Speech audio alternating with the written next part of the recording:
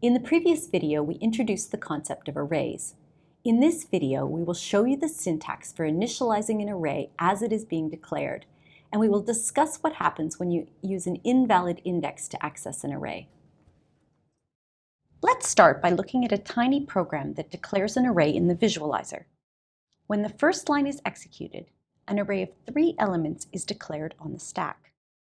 The initial values are just junk, whatever was previously in those memory addresses. And then in turn, A at 0 is set to 13, A at 1 is set to 55, and A at 2 is set to 20. We can accomplish the same result in fewer lines of code using some new syntax. This line also declares the array and initializes it with the same values. See how these addresses are 4 bytes apart? On my machine, an integer takes 4 bytes. So when A is declared, the compiler sets aside 12 contiguous bytes, 12 bytes in one chunk. In C, arrays are always laid out like this. The space for the entire array is allocated when the array is declared, and all of the elements are allocated in one place, with no gaps between them. This has a number of consequences. The first consequence is that arrays cannot change in size. You can't increase the size of an array by adding extra elements. Once we declare A to have 3 elements, and the 12 bytes are allocated, there is no way to go back and make A have a 4th element. We can make a brand new larger array and copy all the elements of the original array into it, but we can't just allocate a little more space for A. The second consequence of the fact that arrays are contiguous pieces of memory is that once we know the address where the array starts and the size of each element, we can calculate the address of each element. We rely on that fact when we use indices to access elements of the array. Here is an example. In our visualization, the array A starts at this address. We call that the address of the array A.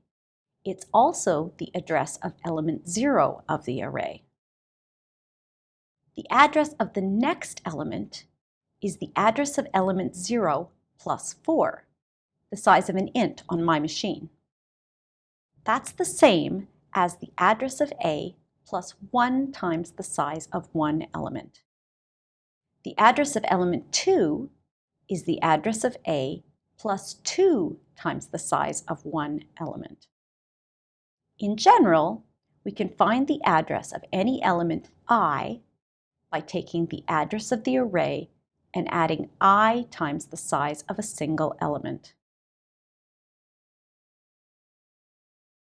In the statement I just added, the variable inbounds is declared and initialized using the element at index 2 in the array.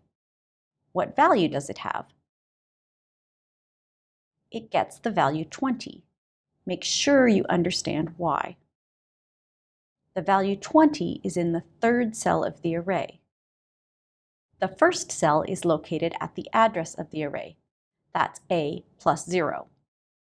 The second cell is 4 bytes, the size of an int, later. That's A plus 4.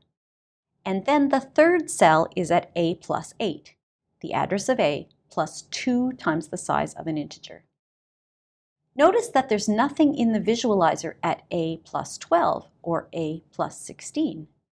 That memory hasn't been allocated. So what happens if we try to access it?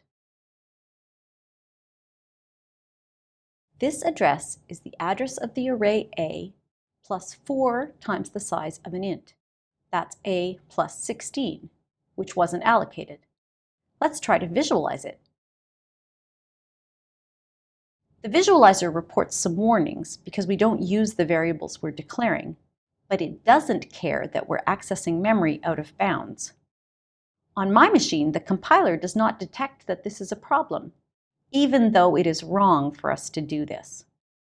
The issue is that C doesn't generally check that an array access is within the bounds of the array. In fact, it doesn't typically store the array bounds anywhere that it could be checked. When we get to the assignment statement, we see that out of bounds is assigned the value 0. So the memory in the bytes after the end of A must have held the value 0, and that's what was accessed by A at 4. But just because it worked doesn't make it okay. The problem is that we don't know that this will always be the case. The memory accessed by A plus 16 isn't in our array. It could have any data at all in it. This line takes the issue even further. It assigns a value to memory that is outside the bounds of the array. This is really bad because it might be replacing a value that another variable is using, and this could cause an error that will be very difficult to find. Let's change our program a bit to demonstrate this.